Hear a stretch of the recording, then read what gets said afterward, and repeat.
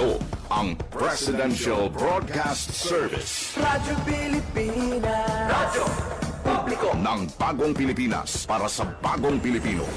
Naghahatid ng mahahalagang balita at impormasyon na guugnay ng pamahalaan sa sambayanan. Tulay sa himpapawid ng serbisyo publiko. Radyo Pilipinas. Radyo Publiko. Ang boses ng Pangulo. Sa Iloilo, Radyo Pilipinas. 585 AM. Oras sa Radyo Pilipinas, Philippine Standard Time, alas 8:36 sa aga.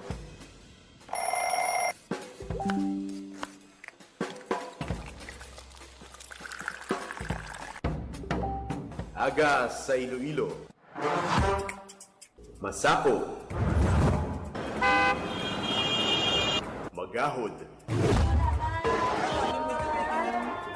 Mapagsik. Panibagong adlaw pagkatapos ng paghuway sang gabi antes. Bag-o nga paglaom. Isa naman kapag himakas sa matahong nga palaabuton. Iloilo Morning, ang programa nga kaupod ninyo sa pamahaw kon aga.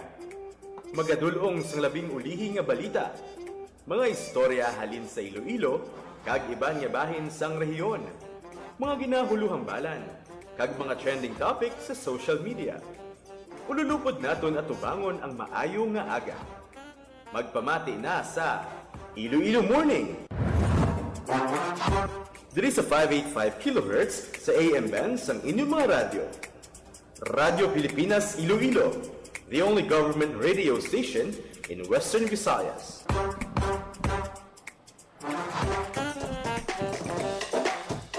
Mayong aga Pilipinas, good morning Western Visayas. Welcome sa Iloilo Morning, subong adlaw sa Huwebes, Mayo 21, tuig 2026. Good morning, Ems. Good morning, Jen. Good morning man sa mga tagpalamati naton. Happy Thursday morning sa idyo nga tanan. Pet sa 21 na kita bulan sang Mayo, tuig 2026.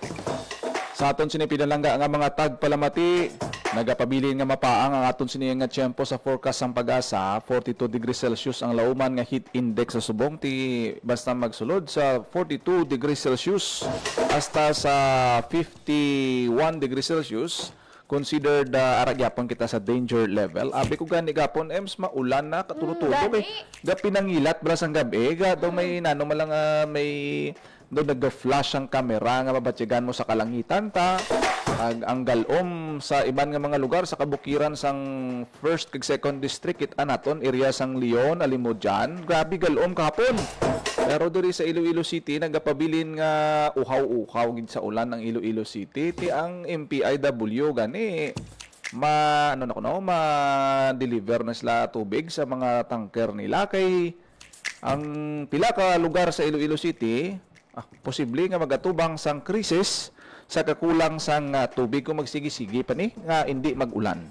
Amo na gani Jen, no? Tapos ang kalaway pagid kay kung do pila na kadlaw no nga ma-experience naton nga kumbaga nagapakita sang signs ang kalangitan nga maulan pero hindi gali ang mag-ulan ti ang nagakatabo mas nagapaang mas nagayumid ang pamatsyaga naton kay ti ang mas nagataas ang humidity sa aton nga palibot so mas mapaang-paang ang aton nga nabatsyagan.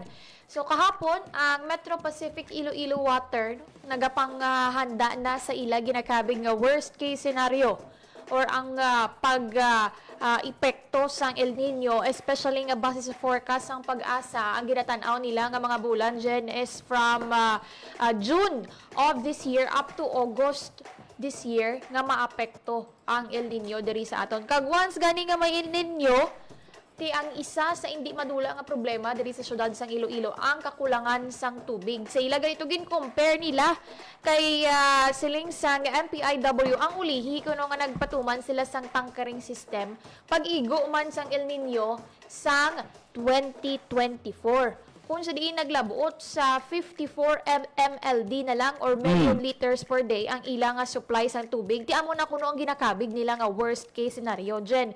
Kung halin sa 80 subong ang ilang nga average MLD ang ilang nga kapasidad, kag magnubo ini sa 50 MLD, amo na ang ginakabig nila nga worst case scenario. Ano bala matabo kung worst case scenario?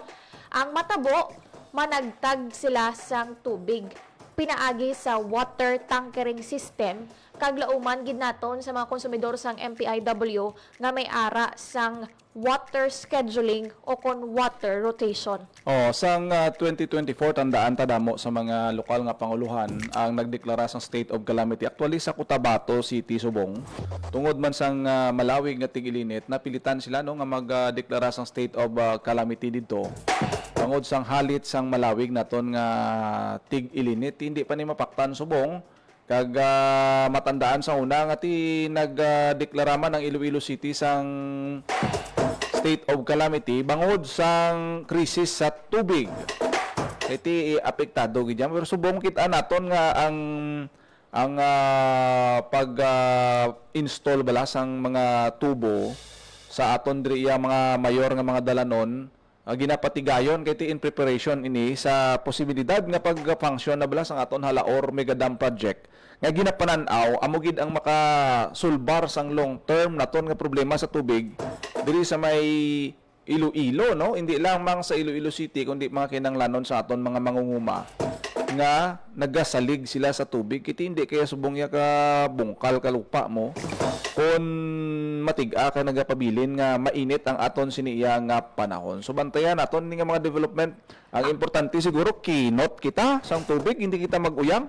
Actually, kahapon dyan, ginpresenta sang MPIW, kaya ti usual man na iya, hambal ganin naton, nga sa kadugay-dugay na nila nga water distributor, dapat anticipated na ang problema sa water supply. Pero ano balagid man ang ilang long-term solution sa madugay na nga problema sa water shortage diri sa syudad? Ti amo to ang na-mention mo, nagahulat sila sa gihapon nga makasulod sa Halaor Dam, kay ti although tapos na ang dam, pero ang sige-sige pasubong ang pag-construct sang Highline Canal nga amo na ang magaserbeng magahatag sang tubig no sa mga luyag nga magkuha sang bulk water supply gikan mismo sa Halaor Dam. Kagang isa pagid nila ka long-term solution dyan, ang desalination plant.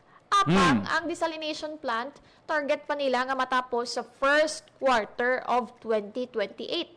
Amo na ang ila ginakabig long-term solution. Ari bala pamatian naton ang kabahin sang pagpahayag kahapon ni Mr. Angelo David Berba, ang Chief Operating Officer sang Metro Pacific Iloilo Water.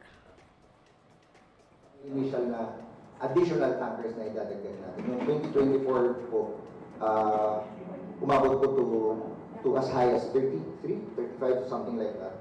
But in coordination with Iloilo City, yung mga additional water tankers po na ito, dedicated po siya dun sa mga barangays na halos hindi na talaga maabot ng water supply natin. So, hindi po yung mga usual na barangays na nababanggit natin na affected din ng mga current ongoing projects natin.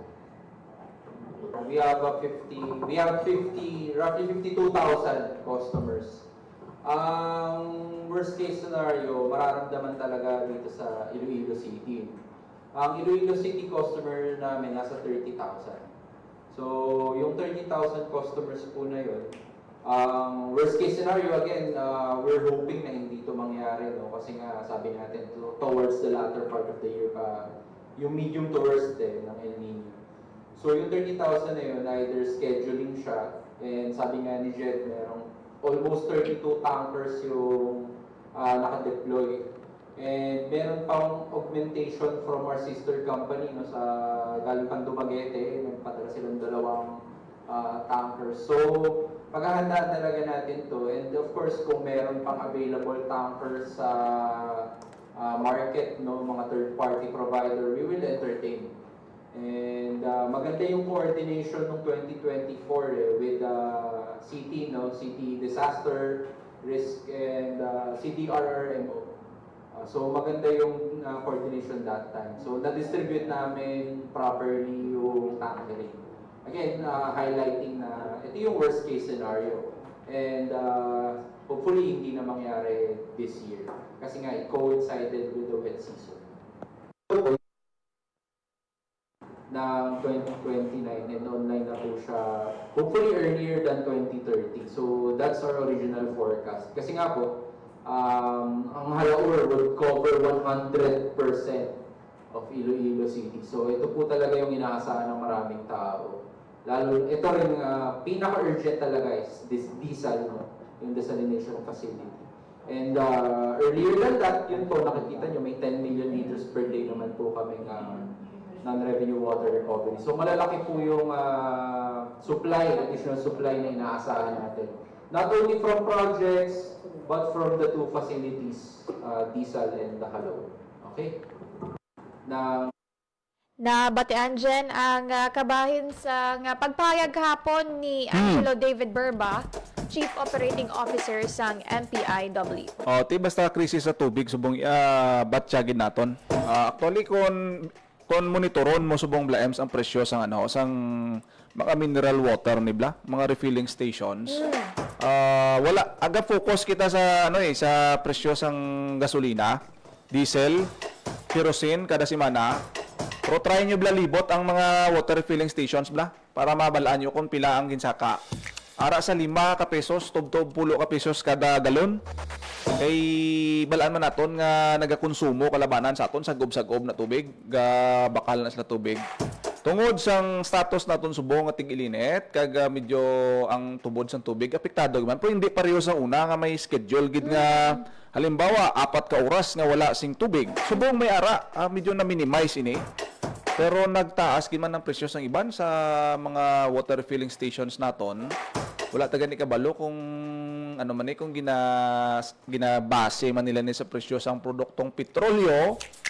Pero isa ina sa mga nagakatabo usually no kung dry season kay ti sag-ubanay kita mo. Anad kita nga mga Ilonggo sa sag-ubanay tubig tungod sang sitwasyon ngani. So hopefully praying ang programa, proyekto sang Halaur Mega Dam Project, ang NIA nga among naga-supervise ni EMS, actually confident man sila nga ma-hit ang target deadline sang pag-ubra sang Highline na kanal.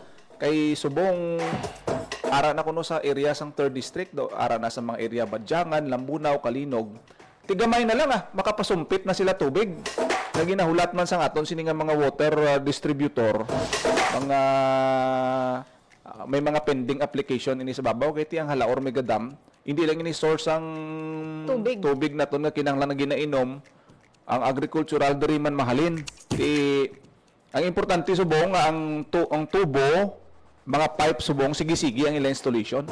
So paano mo na ma-interpret buot silingon nga while negotiating sang mga contracts sa ibabaw ang linya ya ginapasiguro na nila. So though it's like saying paano kabi makakutkot the EMS ka makapanakot sa panakod sang tubo mo kung medyo may masiling ka nga daw may ang hindi ka sa ulihi makakuha sang source dira. So laban-laban ako about to release na kung saan ano ang mangin terms sang ilang nga mga kontrata balantayan naton ina.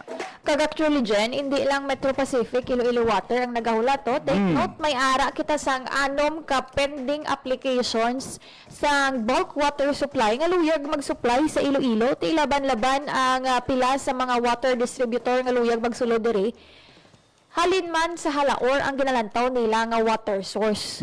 So, siling to sang mayo na. DNR USEC ang ilagid to nga gina-highlight is dapat ang Iloilo City bilang isa ka model city, wala dapat inisang problema sa tubig. Ang siling niya abi, ang pressure diri sa syudad, although tuod nga naga-improve ang water service sang water distributor naton kada tuig nagataas ang demand no nagataas ang demand bangod sige-sige ang mga construction sang infrastructure, ang construction sang mga residential or commercial buildings.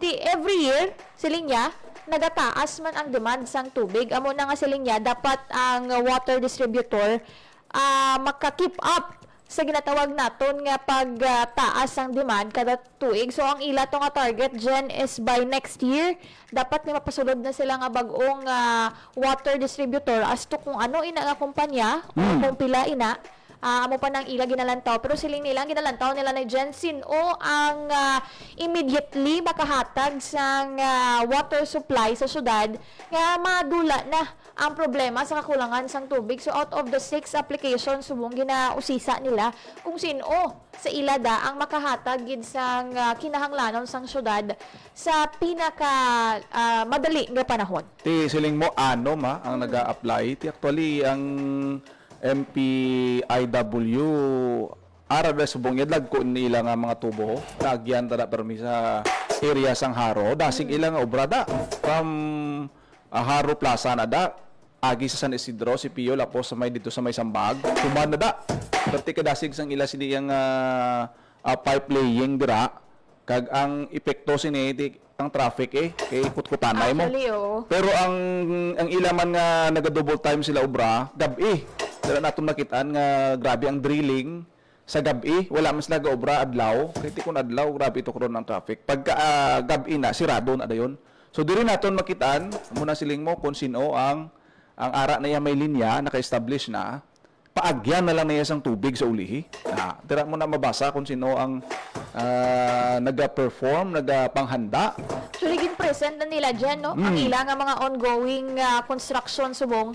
Kaya sakto na ginhambal mo, siling nila, ang ginaobra nila subong, nagapangayo sila sa authority sa syudad na i-adjust ang ilang nga working schedule para hindi maapektuhan ang trapiko. Kaya gina-anticipate nila nga once nga magbukas gani ang klase, ti amo na makaapekto man na sa lakat sang trapiko. So amo na nga ginanantaw nila nga pagbukas ang klase basi ma-shift sila nga ang tanan nila nga mga pipe laying works and infrastructures ubrahon nila sa gabi. Ay dumduman mo tong issue sa delay sa permitting sang ilang desalination plant. Okay na kuno. Good to go na ang ilang diesel pero amo lang nagaring medyo hulat-hulat lang kita kay ang ilang target is around first quarter pa sang 2028. Oh, ti dapat pasunod lang ang phase malas ang ila sining trabaho. Kita naton ina no kag ongoing ini para sa kasulayan sa aton siniya nga serbisyo sa tubig tibantayan naton ni kay amo gining ginabantayan tang Halaor Megadam project suno sa NIA sa Nadigada sa kapihan sa Bagong Pilipinas ginambal nila nga target by 2027 hopefully maangot na kag makasugod na sa pagpa-supply sang tubig sa babaw yung nga daan, EMS daw okay na to Kantuan to ganin ni President Marcos. 2023 or 2024 sa mismo ang presidente ang nag-inaugurate. Tikwan to ya, tama na to ya ka bastante sang kanami sang Halaor Megadam project kani. Settled na to ya ang source, ang distribution na lang diri sa bahin sang sa may pakadto diri sa syudad sang Iloilo. Amo ning ginatingwaan subong tikabay pa nga natin dira man nakita ang development ang manami man ka advantage ti kay mo kita nagahingalit man ang aton sini nga mga kumpanya na naga-drill sang ilang nga mga linya kay ti mainit ang tiyempo dry season kita EMS konting ulan napitado man na ila construction mo kaya mo na nga gina-maximize nila subong samtang wala pa ulan tudo-tudo man sige-sige man ang ilang obra kay ti kung magbaha karon ba untat naman sila kasubong sina ang sitwasyon. So may mga advantages kag disadvantages pero isa lang ang goal nga mapasiguro sa ulihi kung ma-establish ning mga linya ti kundi pag-abot sang supply ready na mangin madasig ang distribusyon sang tubig sa syudad sang Iloilo. Kag at least subong dyan, di natin pagulaton nga magalala ng sitwasyon kay sa subong pa lang ang MPRW siling nila nakahanda sila sang 32 ka static water tanks nga ila ipang deploy or water tanks nga ila ipang deploy sa tion nga kinahanglan na gid nga mag-resort kita sa water scheduling or water tankering system bangod sa water shortage. Di siling nila may mga natun-an man kuno sila especially ang coordination maayo kuno ang naging coordination sang ilang kumpanya kag sang Iloilo City Government sang 2024 amo nang na-mention nila. So amo na nga kumbaga prepared na kuno sila subong this time.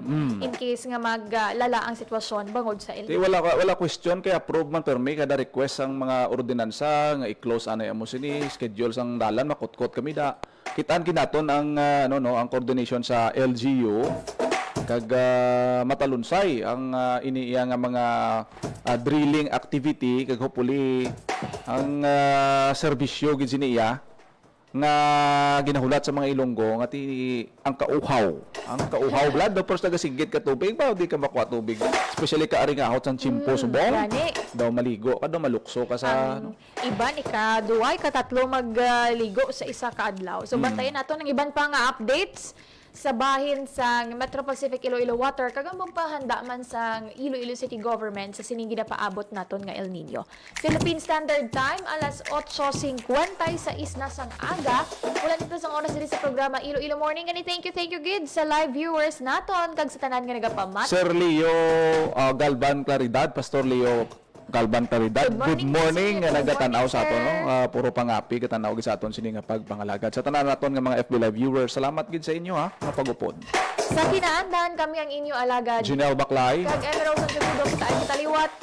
Until next time, diri lang sa Iloilo Morning.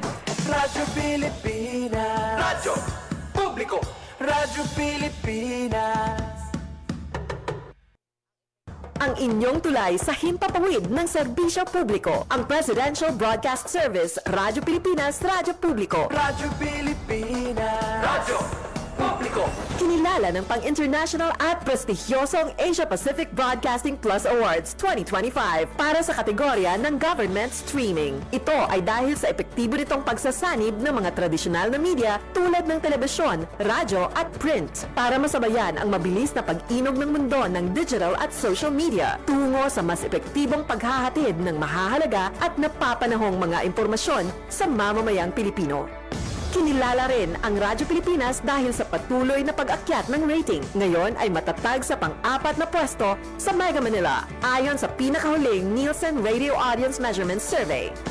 At sa social media, nakamit ang mahigit 2,000% pagtaas ng bilang ng mga sumusubaybay sa Radyo Pilipinas page sa unang bahagi ng 2025.